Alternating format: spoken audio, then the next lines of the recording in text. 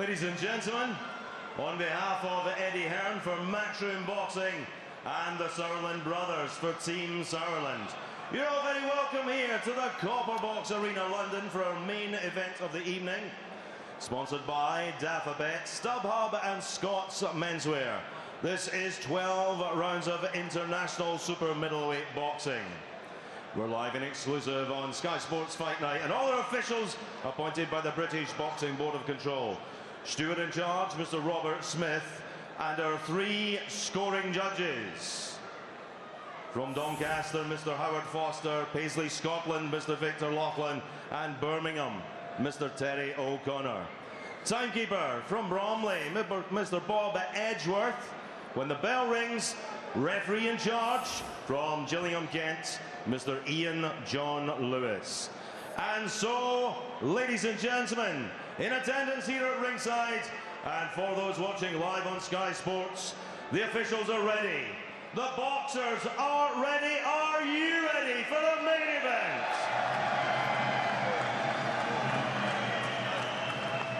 In the red corner, with head trainer Mike De Luisa, wearing the black shorts with the colours of Italy, green, white and red. On the scales, 12 stone 2 pounds 1 ounce with a record, 21 contests, 18 wins, 14 inside the scheduled distance, only 3 defeats. He's a former 2 times Italian champion, WBC International Silver Champion. He is the reigning EBU EU Super Middleweight Champion. From Viterbo, Lazio, Italia, Andrea Di Luisa.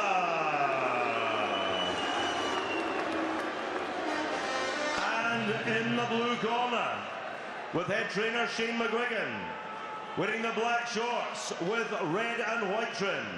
On the scales, 12 stone 2 pounds 3 ounces, from 24 contests, 21 wins, 16 wins inside the scheduled distance, only 3 defeats. Former British champion, former Commonwealth champion, former European champion, former WBA Intercontinental, WBC Silver, and World Title Challenger. Ranked number 3 in the world with the WBC, from Hammersmith, London, St. George Grove.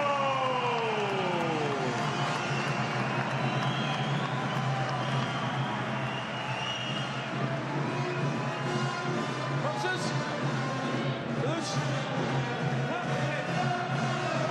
The referee. I spoke to you both in the dressing room. Obey my command at all times. You both know the rules. Watch them heads and keep the punches up. And when I shout break, you break clean. And remember, to defend yourselves at all times. Shake hands. It's scheduled for 12. No spurious titles on the line. Just the start of another assault on a world title for a grimly focused George Groves.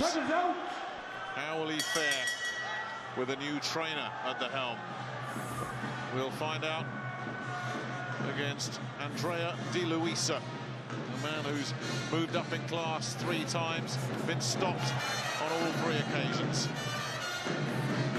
But this would be a significant name for Di Luisa if he can pull something off here.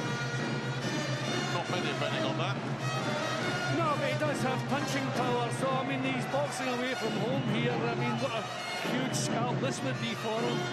And George has been vulnerable once or twice, so you fancy Di Luisa must really give it a go to see if he can find the chin with that right hand.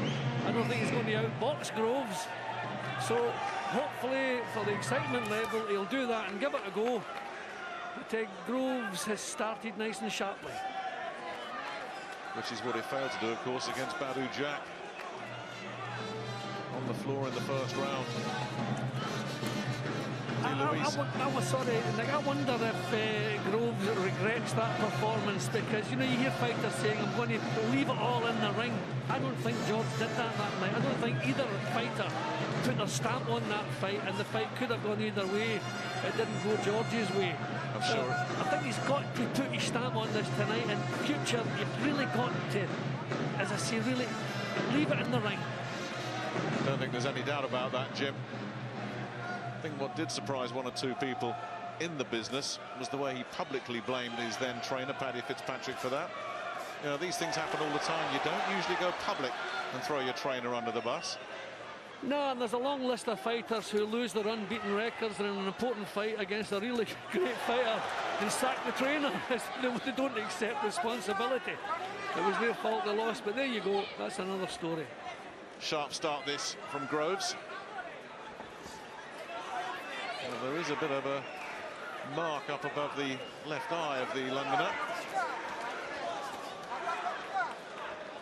Well, Di Luisa looking very easy to hit, and already he's bleeding from the nose. Nice solid looking body shot there from Groves. See, for 6 rounds against Carl Froch in the first fight, Groves, it looked something special, but maybe it's a bit unfair to use that as the measuring stick from that point onwards. I mean, you know, we've never seen that adventure in his boxing since. So he's getting older, a bit more experienced, so a bit more circumspect, I suppose, but we still know he's capable of that when it's needed, and we keep hoping he'll produce it again. Well, taking his time here, and quite rightly, against Di Luisa, but encouraging signs here already for Groves. Can't really miss this fella. Now he looks kind of flat-footed, Di Luisa, doesn't he? Oh, I can see exactly what Matthew Macklin was saying. Just, you know, you can't really miss him, can you? Left hook. It's there, we don't hit it yet, alright? Yeah. Nice and off that turn, okay? Yeah. Every time you hit him hard, he doesn't want to know. So just on with it, okay? Yeah, well, these are proper punches that Groves is throwing. Good body shot there, head shot. Di Luisa took that one well. So he means business. It looks as though he wants to put in a performance tonight. Yeah, let's see what he can do. Round 2. You know, the super middleweight division not as impregnable as it once looked. 2 of the big beasts gone. Andre Ward moving up. Carl Froch moving on. Still, Arthur Abraham holds that WBO belt, excuse me. You're going to have to produce a performance to take that from Arthur. James DeGale, of course, the IBF. It's the WBA that's interesting. They're continuing with their ludicrous 2-tier system. They've got 2 champs, Fedor Chudinov, Giovanni Di Carolis, as you heard Ed talk about. Both of those, you think, George would fancy his chances against.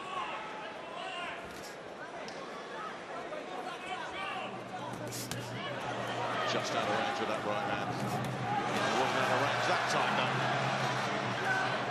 Yeah, smart boxing we're seeing from Groves. Now he's got the wide stance and he's just swaying back from the waist, just trying to draw the leads of Di Luisa. Now nicely ducked under that left hook.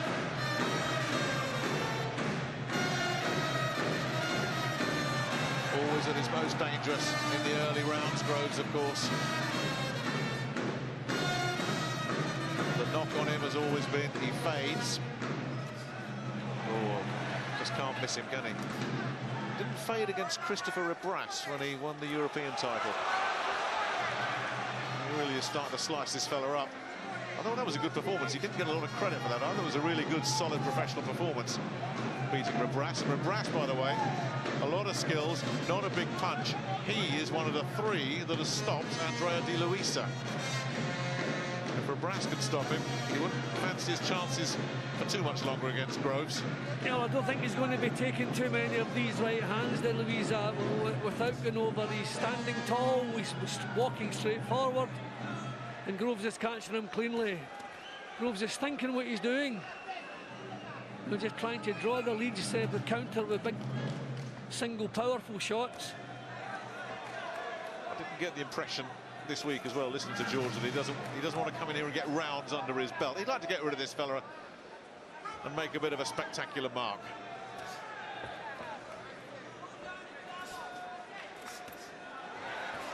Well, Di Luisa is just it's almost painful to watch how easy he is to hit. Can't miss him with the jabs. A bloody mess already facially. We're still in the 2nd round. This is going to be a tough old night for Andrea Di Luisa. So far, looking an easy night for George Groves. I'll give Di Luisa a bit of credit. He's taking his bumps and doing his best. his best, not very good.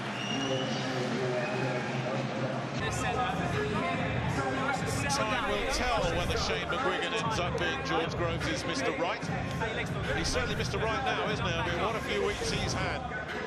First of all, George Groves and David Hay joining him, adding to Frampton. He's become a very hot trainer all of a sudden, Shane McGuigan. Second out, round 3. Yeah, and he has the experience of his dad behind him, which will come in handy. He's also got 2 or 3 very tasty-looking prospects on his books as well. This won't be the last we see of Shane McGuigan.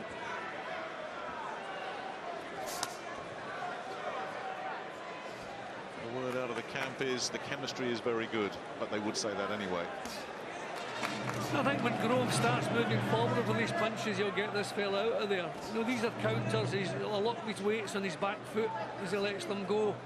I think when he starts moving forward with the shots, he's going to get this fella out of there. You said on the Belgian, credit to Di Luisa because he takes his bumps. He does. I mean, he was off on the floor 4 times in one of his stoppages, and he got off the floor against Boutte, badly hurt, wouldn't give up. And he was in the corner, threw it in, or I forget, maybe the referee may have stopped it, but he had to be rescued either way. He's got a big heart. George has got to break that tonight. Well, he's going for it a bit more now, Groves. He is moving forward with the shots, so we'll see. Or will that give Di Luisa an opportunity, because he seems to have decent power. Having a look back at the world scene, WBC holder is, of course, Badou Jack, who just edged out George. Callum Smith in a final eliminator in April for that title against Hadia Mohammadi. See, he's switched to southpaw, trying something else. Well, and he's, I wonder if he is left-handed, because he got a fair bit of power into that left cross there from that southpaw stance there. Now back to business. Back, yeah. Yeah, this could be a big year for another super middleweight in Callum Smith. If he wins that, he's on deck for a world title as well.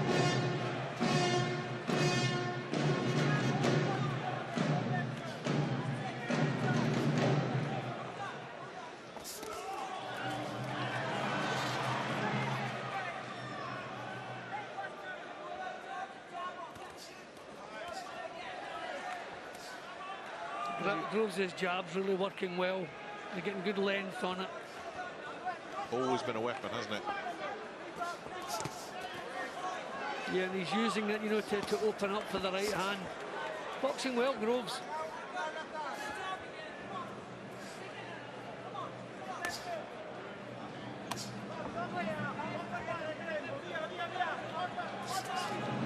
Yeah, very much in a comfort zone here, isn't he? Loading up a bit with those right hands, just looking to try and land something clean.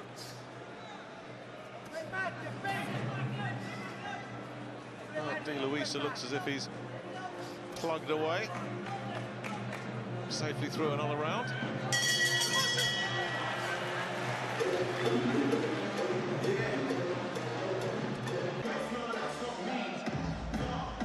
The Copper Box Arena, scene of the Olympic boxing competition, which brought golds for Anthony Joshua, Luke Campbell, and a bronze for Anthony Ogogo, who is here this evening. Corners, 10 seconds.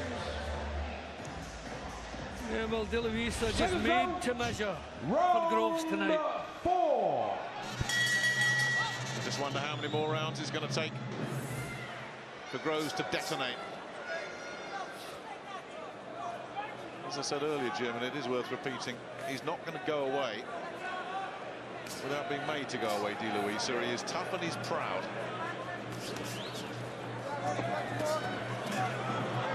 Groves is going to have to work and get rid of him.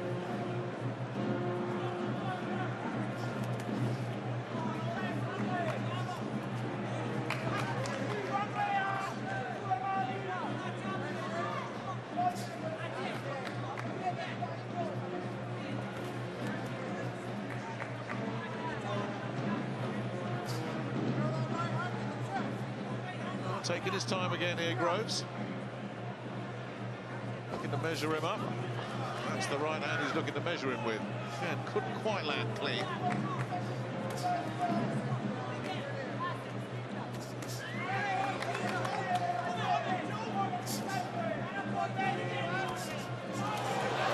this fella. Really sharp stuff, terrific combination, and a quick touchdown from Di Luisa. The needed touch. I wonder if he touched it. I'd like to see that again. I wonder if it did. It looked to me like he changed his mind. I don't think his gloves touched. We'll see if his knees did. Maybe we'll see that in the replay. I don't think they did. I think he thought about going down and changed his mind. Well, he certainly invited the count, didn't he? That combination definitely shook him up. And it was the hook. You know, he's been throwing the straight right hand. I think maybe the left hook for this fellow. I mean, he seems to be able to take the punches in the forehead without a problem. Maybe the left hook would give him some more problems. Well, it certainly surprised him.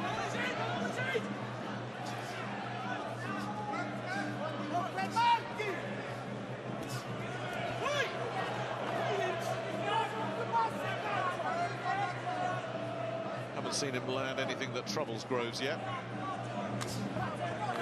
He's got a bit of a dig. Just can't land anything. Oh, he's just too good for him at the moment.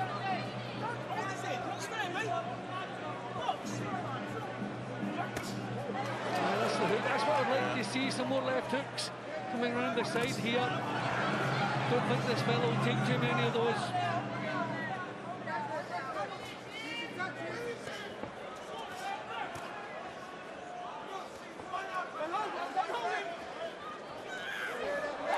Just went over on his own commencement there. Just a swing and a bad old miss. And he smiled ruefully.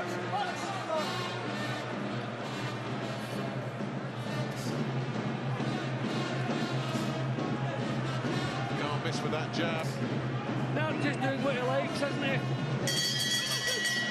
Too easy. Very one-sided. A knockdown.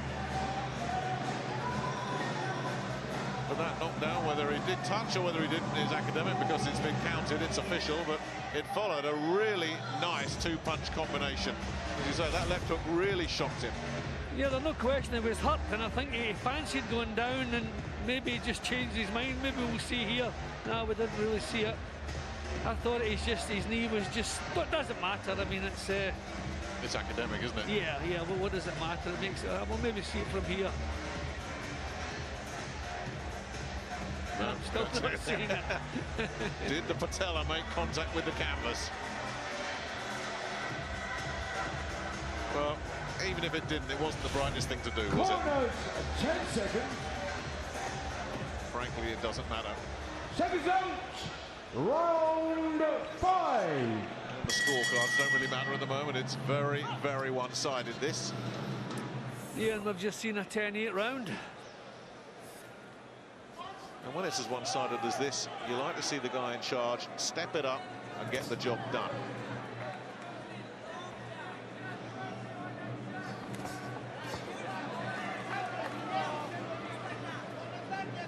Because if it does go into 8, 9, 10 rounds, Jim, people are going to say, well, OK, Groves won, we expected him to, but why did he take so long to do it? Yep, I think that the left hook would be the punch for this fellow. I'd like to see more of those. The jab, he sees the jab in the right hand coming. He seems tough enough to take them. He gets the chin down and catches them in the forehead. But the left hook certainly troubled him.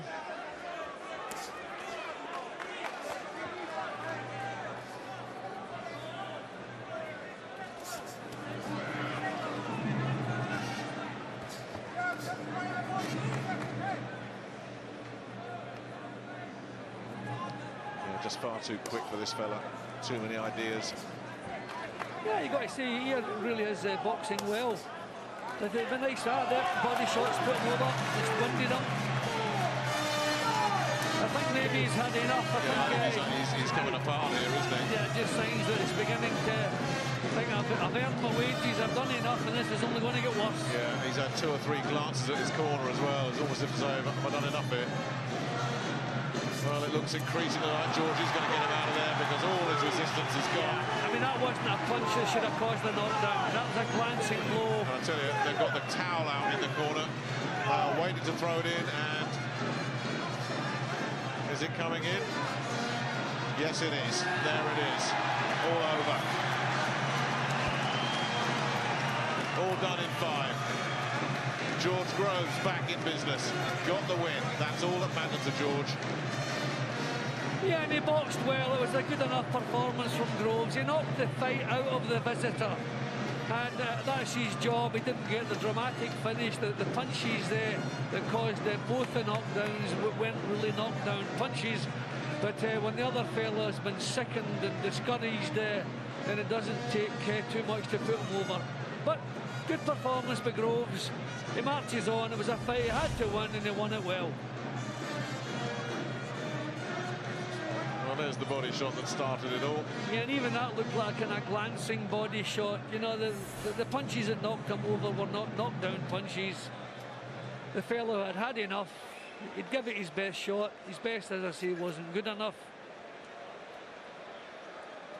Actually, the jab was a better body shot than the second one. But he'd had enough. Yep, that was the story.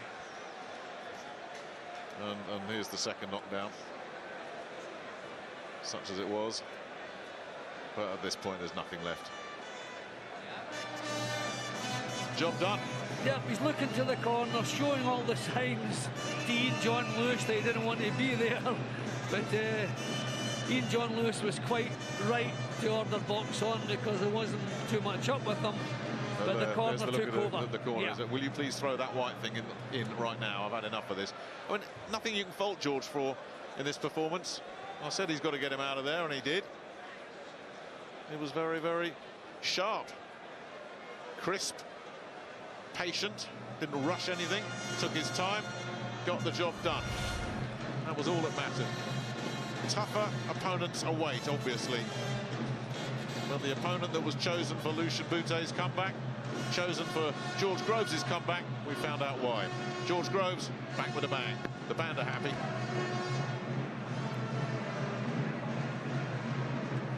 Ladies and gentlemen, the referee Ian John Lewis will bring both boxers to the centre of the ring.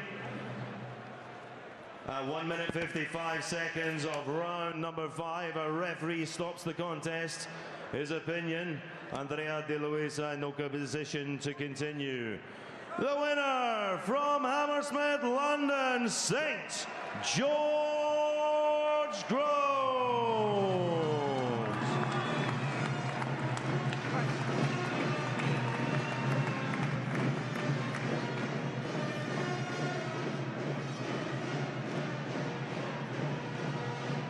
Ladies and gentlemen, your appreciation, please, all the way from Italy. A little bit of applause, I'm sure, for Andrea Di Luisa. This is promoter Kalle Sauerland on the left. He'll be a relieved man, of course. There would have been a lot of money gone up in smoke if something had happened to George tonight. Let's hear from George, because Andy Scott is in the ring, and he can go over and have a new word with George and get his assessment on how that went. George, congratulations. I know tonight was about getting the win. Talk us through that performance. Yeah, I'm really happy with the performance. I think I boxed really well. Obviously going to make a couple of mistakes, you know, the first fight back in a little while. I promise I didn't eat too many Christmas puds, you know, but I felt really sharp, good. I felt like I dictated a pace from the get-go. And what's sort of gone amiss in the build-up to this fight is De Luisa's power, you know. I've been watching the fight with Lucian Bute, who obviously boxed at the highest level, and you know he was aware of his power, moving away from his left hook. His left hook was sharp. When he was getting inside, you know, I think there was a couple of clash of heads. I think I caught his elbow once. So we wanted to keep it as clean and clinical as possible. I told Kalle I'm boxing next week. I don't know if he's got a show ready, but we're ready. So Mick kept me sweet, and I think I'm all right, and we're good to go. New colours, new voice in the corner with Shane McGuigan. Did we see evidence of what you've been working on tonight? I hope so. I'm going to go back and watch it, but you know what Shane was asking me to do was to vary the jab, head and body, nice and fast. You know, I don't think I've ever thrown body shots as well as I did today, especially straight body shots. I was finding the target. I say I dictated the pace. My feet are an asset. You know, it's one of the best things that I've got, and Shane understands that, and he encourages it, and he tries to get the, you know, make sure. I'm enjoying it. I think we're going to be a winning team, a real winning team. Let's bring Shane in. Shane, if you were grading that performance tonight, what would you give it? I think I think it was a strong 7. If De Luisa had a forced the pace a little bit more, you'd have seen a lot more of what we've been working on. But you know, once he felt George's power, he was wary of committing, and those are always the hardest opponents to get out of there and hit them clean is when they're not willing to commit to you. I know you said in the build-up you were looking for George to use that jab a little bit more. You happy with how we did that? Yeah, definitely. You know, as he said, you know, he varied it head and body. He busted up his nose just from a straight jab. It's his best weapon, and you know, we're just going to continue to keep working on it and bring on the next one. So let's talk about the future. I know you have grand plans, you always do. How are you going to map out your future now? We'll see if we can get Kalle Sauerland over in a minute, but how do you want to do it? Well, I want to be as busy as Shane, he's the busiest guy I know. So, yeah, you know, I feel good, I feel fresh. The plan was to get this one, a good win, back on Sky, back headline in London, and, you know, we'll see what's about. Sauerland got plenty of shows, you know, Eddie Hearn at Matchroom, you know, he wants to keep me busy. So we'll look for another big date, you know. I'm ready to crack on. You know, I'll fight anyone. I'll take any opportunity. We won't divulge the secrets, but we're working on a few things, and I'm sure some doors are going to open up real quickly, and I'll be ready to challenge. And in the meantime, I'm going to do some more training with this man, Shane, and some more gelling and you know, improve. Let's get it from the horse's mouth, so to speak. No offence. Kalle, what can we expect from George moving forward now? I can see Martin Murray at ringside. I know you've got a very good relationship with Eddie Hearn, but you've got super middleweights in Germany as well, and you've got good connections. George has retained a good ranking with the WBC, so if you can tell us, what happens now? Well, I mean, I feel, first of all, excellent job from the guys. That looked super sharp. Credit to the Italian, you know, didn't give up. But there's a lot of options out there. You know, George is a big name in the division. And I think that this year, hopefully sooner than later, of course, we'll be challenging for a world title again. Well done to all of you.